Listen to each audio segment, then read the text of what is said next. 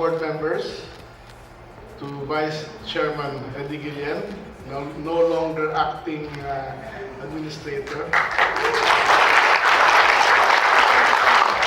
Isek Catalina Cabral, Asek Roderick Planta, Attorney Melchor Ridulme, Director Efren Bartolome, Corporate Board Secretary Attorney Paul Sarangaya, and the NIA top management. Good morning to all. Good morning. It is a great honor that I stand before you here today at the Iloilo Convention Center in Iloilo. We gather to commemorate the NIA's 1,000th regular board meeting. This momentous occasion in the agency's journey offers us a valuable opportunity to collectively reflect on its achievement over many years. Earlier today, I had the privilege of witnessing one of NIA's flagship projects, the Halaur River Multipurpose Project Phase 2, which serves as a testament to NIA's commitment to advancing agricultural innovation and enhancing rural livelihoods.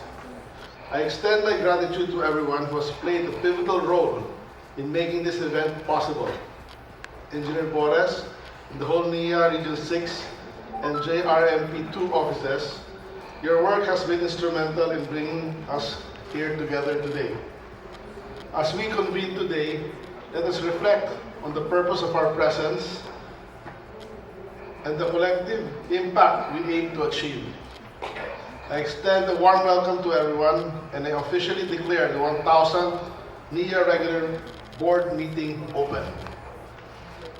Lastly, I would just like to greet everybody, especially the couples, happy Valentine's to all.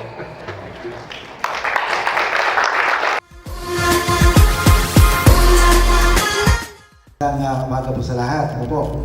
I would like to thank all of you for taking time to attend the 1,000 NIA regular board meeting, and I express my gratitude for your dedication and hard work for fast-tracking the irrigation development in the country.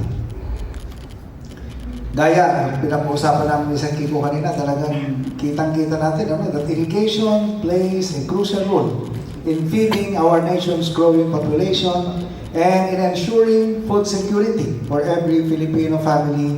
Indeed, it is a challenge for us to do constant innovation and to adapt and the changing environment to meet the needs of our farmers.